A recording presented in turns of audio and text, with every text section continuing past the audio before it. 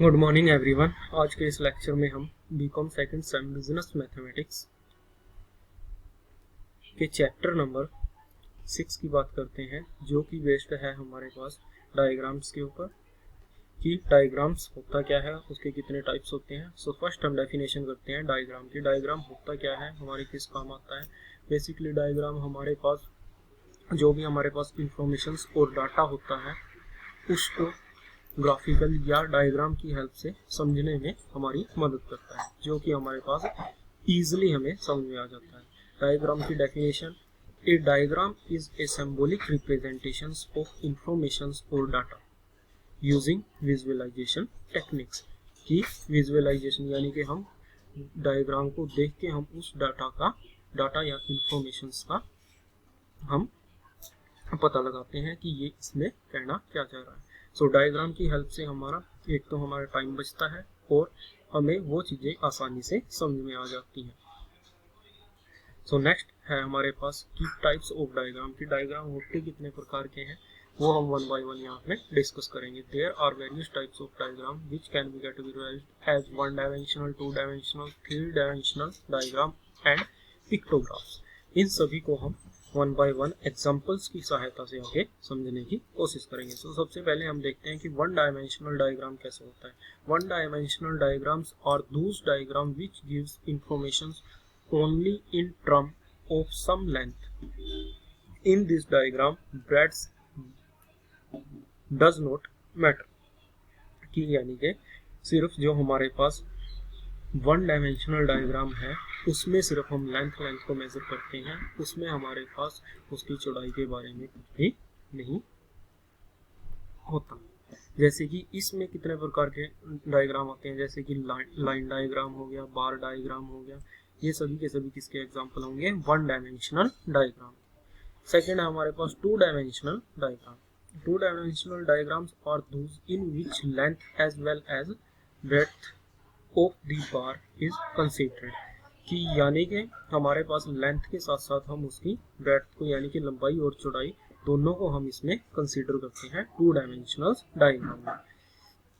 Thus the area of bar represents the given data. The two-dimensional diagrams are also called the surface diagram or area diagram. So इस प्रकार के to dimensional diagrams को हम क्या कहते हैं, surface diagram और एरिया डायग्राम कह सकते हैं। टू डायमेंशनल डायग्राम में कौन कौन से डायग्राम किस किस टाइप के होते हैं, जैसे कि रेक्टेंगुलर डायग्राम हो गया, हमारे पास स्क्वायर डायग्राम्स हो गया, या फिर सर्कुलर डायग्राम हो गया। सो ये सभी इसके टाइप्स रहेंगे। नेक्स्ट है हमारे पास three dimensional diagrams, also known as the volume diagram, consisting of cubes, cylinders, sphere, etc. In such diagrams, three things namely length, width और height।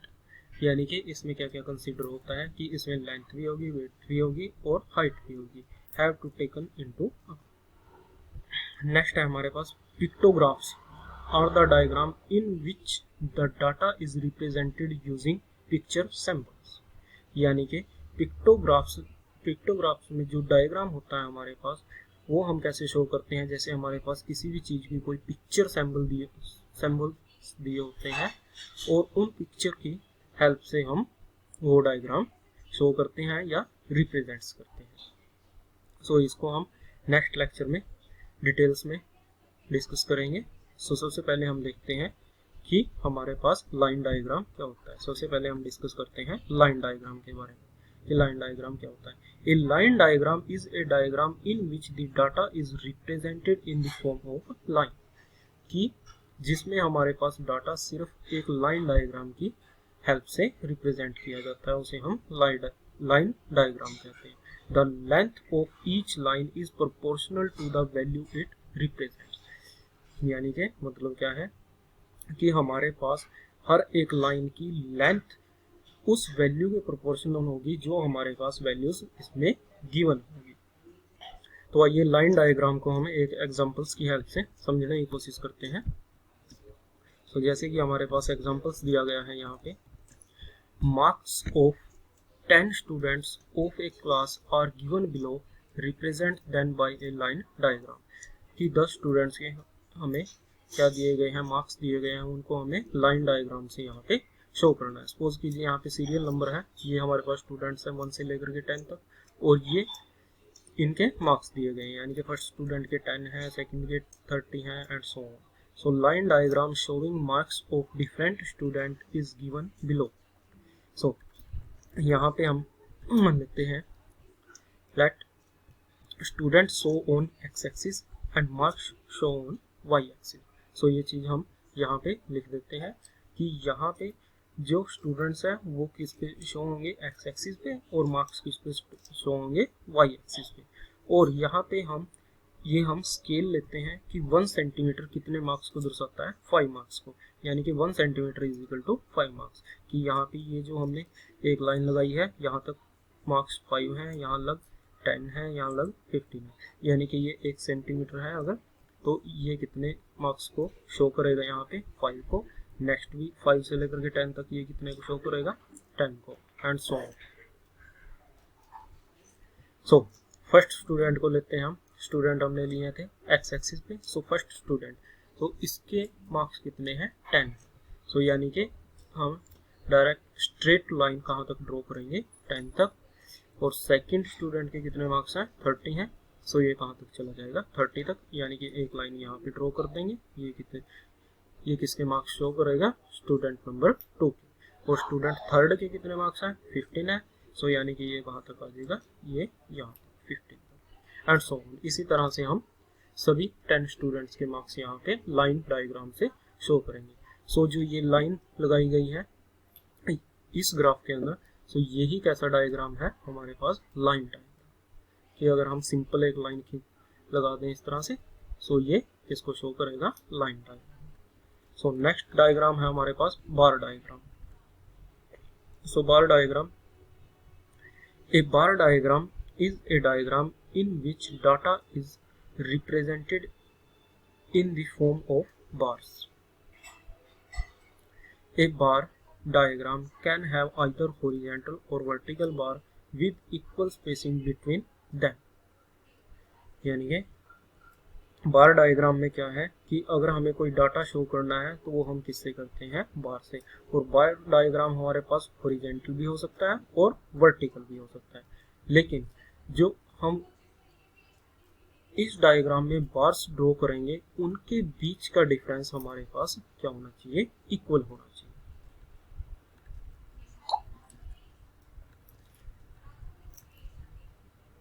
सो बार डायग्राम भी अगेन हमारे पास इसके टाइप्स होते हैं। सबसे फर्स्ट है सिंपल बार डायग्राम, कि हमारे पास सिंपल बार डायग्राम हो सकता है, मल्टी बार डायग्राम्स होता है। तो सबसे पहले हम डिस्कस करते हैं सिंपल बार डायग्राम को। सिंपल बार डायग्राम को हम एक एग्जांपल की हेल्प से यहाँ पे समझते हैं। जैसे कि ये हमारे पास एग्जांपल्स है, चलो ये ले लेते हैं। Represents the following data diagram by using simple bar diagram. यहाँ पे हमारे पास ईयर्स दिए गए हैं और यहाँ पे नंबर ऑफ स्टूडेंट, कि 2011 में कितने स्टूडेंट थे, 400 थे, 12 में कितने थे, 500, एंड सो ऑन। इसको हम सिंपल बार डायग्राम से यहाँ पे समझते हैं। So we take years along x axis and student along y axis, यानी कि ईयर्स को हमने किस पे लिया है, एक्स एक्सिस पे, और स्टूडेंट को वाई एक्सिस पे। So simple bar diagram showing the number of student in different years as show in below. यानी कि इस डायग्राम में ये जो शो हो रहे हैं, नंबर ऑफ स्टूडेंट किस पे, वाई एक्सिस पे है, और number of year x axis पे। सो 2011 में हमारे पास कितने स्टूडेंट्स थे, 400 थे। सो यहाँ पे हम क्या करेंगे, एक बार कहाँ तक लेंगे हम, 400 तक, और यहाँ पे 1 सेंटीमीटर इज इक्वल टू हम किसके इक्वल अज्यूम कर लेते हैं, 100 स्टूडेंट की, यानी कि 1 centimetre is equal to 100 student. So 2011 में 400 स्टूडेंट थे, तो ये कहाँ तक चला जाएगा, यहाँ तक, फर्स्ट बार। एंड सेकंड बार 2012 में कितने स्टूडेंट थे, 500। सो ये कहाँ तक चला गया हमारे पास, 500। यानी कि हर एक ईयर के लिए एक एक बार हम यहाँ पे ड्रॉ कर लेंगे। सो ये जो डायग्राम होगा हमारे पास, ये कैसा होगा, बार डायग्राम। लेकिन एक बात का और ध्यान रखना है कि जो ये जितने भी बार लिए हैं हमने, इनके बीच का डिफरेंस है जो, वो हमें हर एक के बीच का डिफरेंस इक्वल होना चाहिए। जैसे कि 2011 से लेकर के 12 तक के बीच का भी डिफरेंस सेम है, यहाँ का सेम है और यहाँ का सेम है, यानी कि इनकी ब्रेड्थ हमारे पास इक्वल होनी चाहिए।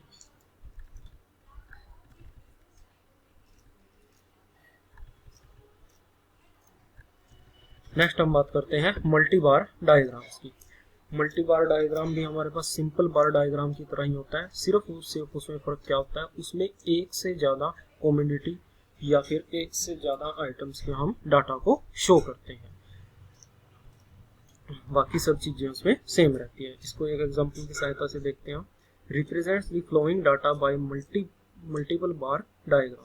सो इसमें जैसे ईयर्स दिए गए हैं हमारे पास 15, 16, 17 और यहाँ पे प्रोडक्शन दी गई है इन टन्स में, यानी कि यहाँ पे कोमा लगा के 3 0 लिखी हुई है, इसका मतलब क्या है कि ये 1000 टन्स में दिए गए हैं। ये जैसे कि राइस का प्रोडक्शन दिया गया है 15, तो इसका मतलब क्या हुआ कि 15,000 टन्स है, ये 20,000 है, ये 12,000, ये 16,000। ठीक है, सो राइस का यहाँ पे प्रोडक्शन दिया गया है ये, और वीट का दिया गया है ये। सो इसको हम मल्टी बार डायग्राम से शो करते हैं। सो उसी तरह से सबसे पहले हम ईयर्स को ले लेते हैं अलोंग एक्स एक्सिस के, और प्रोडक्शन को ले लेते हैं अलोंग वाई एक्सिस के। सो यहाँ पे हम देख लेते हैं कि मैक्सिमम हमारे पास वैल्यू कितने तक जाती है, 20 तक। सो यानी कि अभी हमें एक स्केल भी लेना है इसमें। सो स्केल को मान लेते हैं 1 centimetre is equal to 5000 tons. So 1 scale is equal to, यानी कि 1 centimetre is equal to 5000 tons. यहाँ पे हमने ले ली प्रोडक्शन इन टन्स में 1000 टन्स में, और यहाँ पे ले लिया ईयर्स। सो फर्स्ट 2015 में देख लेते हैं हम राइस का प्रोडक्शन कितना हुआ 15 और वीट का हुआ 12। सो राइस को हम शो कर देते हैं इससे लाइनिंग बार से, और वेट को करते हैं डॉटेड से। सो 2015 में राइस का प्रोडक्शन हुआ था 15, सो इसको यहाँ तक ले गए हम, और इसको शेड दे दी हमने लाइनिंग की। और सिमिलरली वेट का कितना हुआ था 12, सो इसको हम कहाँ तक ले जाते हैं 12 तक, यानी कि 10 ये है, इससे थोड़ा सा ऊपर, यानी कि 12 तक, और इसको हम शेड दे देते हैं डॉटेड से, ताकि हमें पता रहे कि राइस के लिए बार कौन सा राइस को कौन सा बार रिप्रेजेंट कर रहा है और वीट को कौन सा। सिमिलरली हम 2016 में देख लेते हैं कि राइस का प्रोडक्शन कितना हुआ 20 और इसका हुआ 60।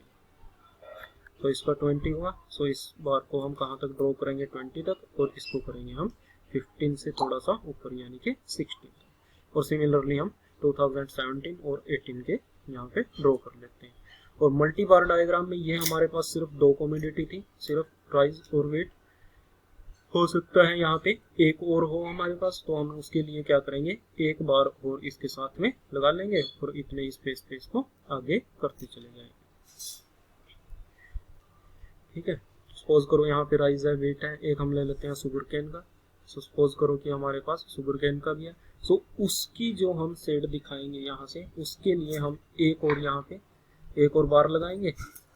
सो उसकी हमें रिप्रेजेंटेशन भी दिखानी होगी। सपोज करो जैसे ये एक्स एक्सिस है, ये वाई एक्सिस है। सो फर्स्ट के लिए हमने दिखा दिया ये लाइनिंग से दिखाया था हमने राइस का।